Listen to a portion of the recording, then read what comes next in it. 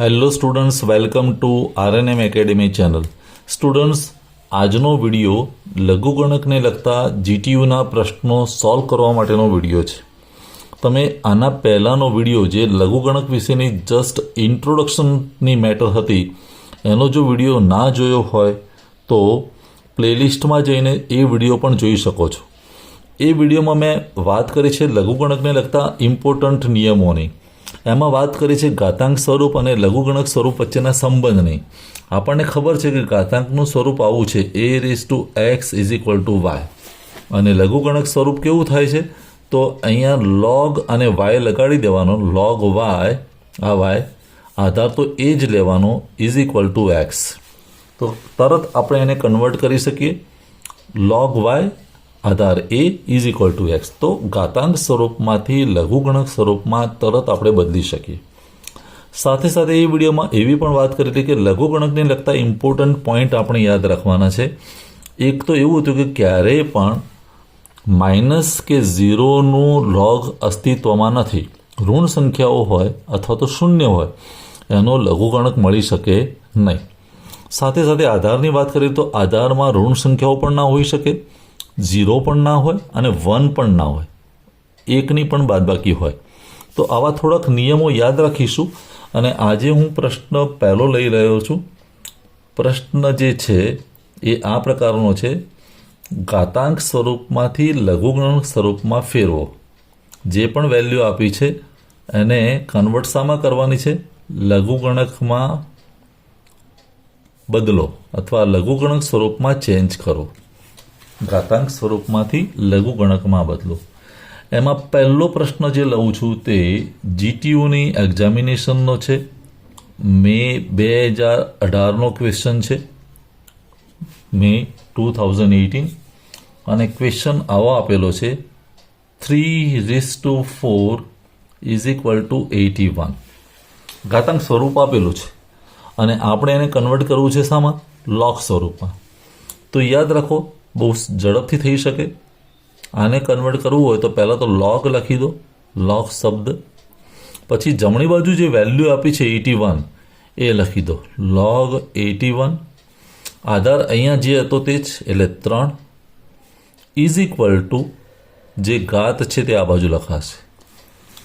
તો log 81 આધાર 3 = 4. આ તમારો જવાબ થશે. બહુ એક સિમ્પલ પ્રશ્ન છે પણ તમારું અન્ડરસ્ટેન્ડિંગ પાકું થાય એ માટે. એવો બીજો એક પ્રશ્ન આપેલો છે જીટીયુનો માર્ચ 2021નો, માર્ચ 2021નો. અને એમાં એવું કહ્યું છે કે 2⁵ = 8. બહુ ઝડપથી તમે કરી શકશો. લોગ લખી દો અને જમણી બાજુ જે વેલ્યુ આપી તે 8 લખી દો. આધાર કેટલો છે? 2 = 3. log 8/2 = 3. હવે ત્રીજો પ્રશ્ન છે જે જૂનની પરીક્ષામાં આપેલો છે અને બહુ ટિપિકલ ક્વેશ્ચન છે. જૂન 2019નો પ્રશ્ન છે. પ્રશ્ન કેવો છે? -2⁵ = -8. -2 × -2 તો -8. અને આને તમે કન્વર્ટ કરવા જાઓ તો થોભી જવું જરૂરી છે. ઉતાવળમાં કરવા જશો તમે લખી દેશો કે log શું લખાય આપણી પદ્ધતિ પ્રમાણે? log -8 આધાર -2 = 3. પણ અહીંયા અટકી જવું પડે કારણ કે આ જવાબ તમારો ખોટો થશે. કારણ જો તમે આ જવાબ પરીક્ષામાં લખીને આવ્યા તો એનો અર્થ કે તમને લોગેરિધમના નિયમોની ખબર નથી. લઘુગણકના 2 નિયમો ફરી યાદ કરાવી દઉં. લઘુગણક ક્યારેય ઋણ સંખ્યાનો હોઈ ના શકે. અહીંયા હું લઘુગણક કોનો માગું છું? -8નો.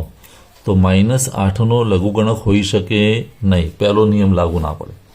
બીજો નિયમ એક એવો પણ હતો કે લઘુગણકનો આધાર ક્યારેય ઋણ સંખ્યા ના હોય.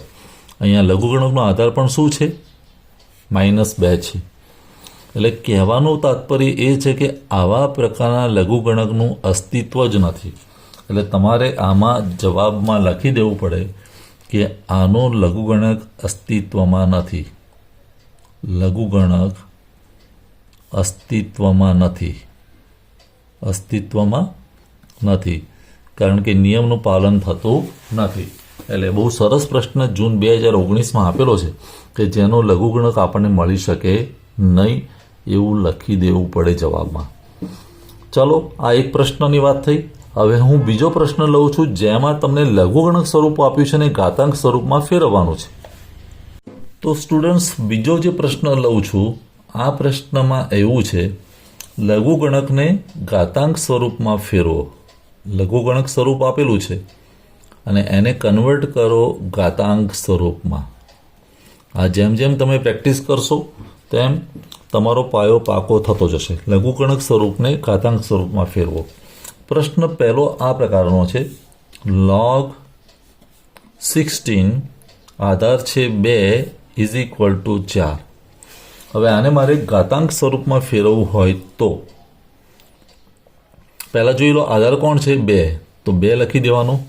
જમણી બાજુ વેલ્યુ કોણ છે 4, તો 2/4 ઇઝ ઇક્વલ ટુ અહીંયા જે છે તે 16 લખાશે.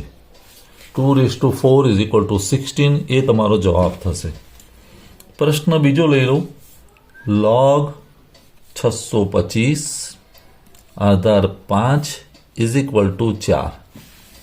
તો એનું કન્વર્ઝન કેવી રીતે થશે? પહેલાં આધાર પકડી લો, આધાર એટલે 5, જમણી બાજુ વેલ્યુ એ ઘાત તરીકે આવશે 4 ઇઝ ઇક્વલ ટુ 625. 5ની 4 ઘાત એટલે 625. અને એવી જ રીતે એક ત્રીજો પ્રશ્ન લઉં છું, log 5નું ક્યુબ રૂટ આધાર 5 ઇઝ ઇક્વલ ટુ 1/3 આવું આપેલું છે. તો શું લખી શકીએ? પહેલાં આધાર પકડી લો 5, એનો ઘાત એટલે 1/3, 5/1/3 is equal two cube root of 5. તો આ પ્રકારે કોઈ પણ લઘુગણક સ્વરૂપને હું ઘાતાંક સ્વરૂપમાં ફેરવી શકું એના સિમ્પલ પ્રશ્નો છે. ચાલો, એક વધુ પ્રશ્ન લઈ લઈએ જે જીટીયુની પરીક્ષામાં પૂછાયેલો પ્રશ્ન છે. સ્ટુડન્ટ્સ, જે છેલ્લો પ્રશ્ન લઈ રહ્યો છું, એ પ્રશ્નનું ટાઇટલ કંઈક આવું છે. પ્રશ્ન એવો છે કે સમીકરણ ઉકેલો.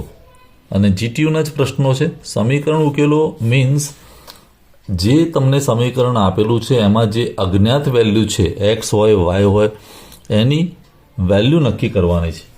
ઉદાહરણ તરીકે પહેલો પ્રશ્ન છે જે ડિસેમ્બર 2013માં પૂછાયેલો પ્રશ્ન છે, ડિસેમ્બર 2013.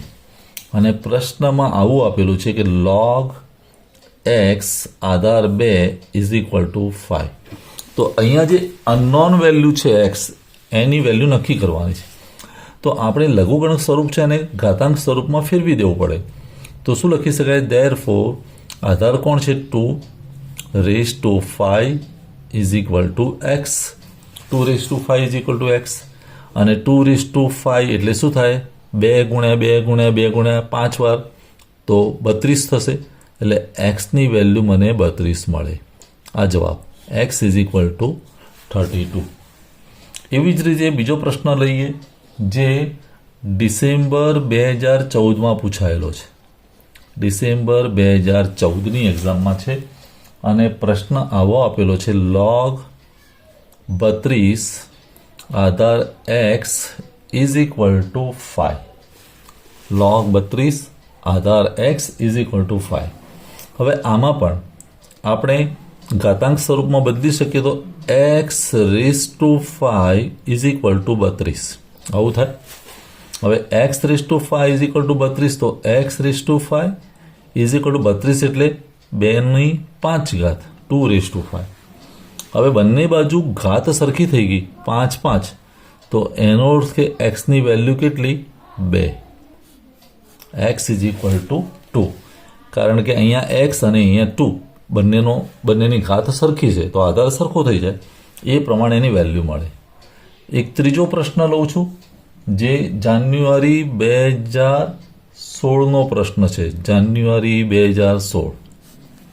2016માં ક્વેશ્ચન આવો પૂછેલો છે, log 9/16 અને એનો આધાર છે x is equal two -2 log 9/16 Aadhaar x is equal two -2. હવે આને શું કરી શકાય? જો therefore x raised to -2 is equal two 9/16 આવું થઈ શકે. હવે એનો જવાબ હું સાઈડમાં લખું છું, સ્ટેપ્સને આગળ વધારું છું. therefore x raised to -2 is equal two અહીંયા હું શું કરી શકું? 3નો વર્ગ, 9 એટલે, અને આ 4નો, તો 3/4નો વર્ગ થઈ શકે. આવું થાય. મારે અલ્ટિમેટલી બંનેની ઘાત સરખી લાવી છે, તો હું શું કરી શકું? x રેઝ ટુ -2 તો અહીંયા બરાબર છે, ઇઝ ઇક્વલ ટુ હું અહીંયા ઉલટ સુલટ કરી દઉં, વ્યસ્ત કરી દઉં, તો પાવર -2 થઈ જશે, એટલે 4/3 રેઝ ટુ -2. અને therefore હવે બંનેનું ઘાત સરખી, તો એક્સની વેલ્યુ આવી 4/3. આ એનો જવાબ થશે. હવે આગળ પ્રશ્ન લઈએ તો એક ચોથો પ્રશ્ન આવો છે, જૂન 2017ની પરીક્ષાનો, જૂન 2017. ક્વેશ્ચન આ પ્રકારે આપેલો છે, સ્ક્વેર રૂટ શાનું?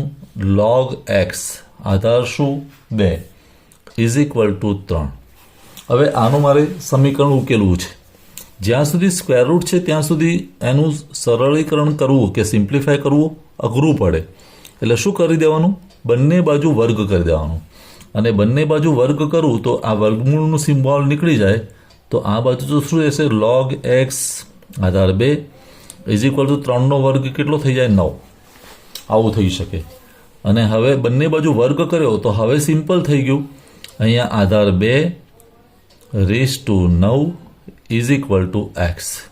તો 2ને હું 9 વાર ગુણું, 2 × 2 × 2 × 4 8 16 32 64 128 256 ને 512. તો એક્સની વેલ્યુ મને મળી 512. X is equal two 512.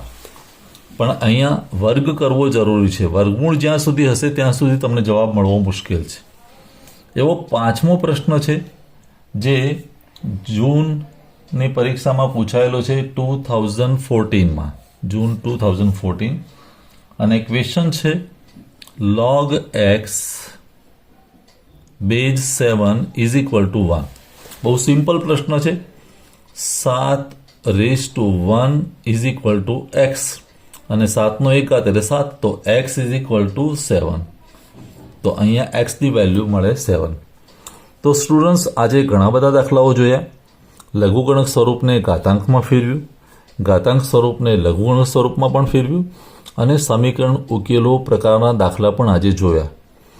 કોઈ ડાઉટ હોય, ક્વેરી હોય, સમજ ન પડી હોય તો કોમેન્ટ સેક્શનમાં જરૂર લખજો. ફરી મળીશું આવતા વિડીયોમાં લઘુગણક વિશે. Thank you for watching. Thank you very much.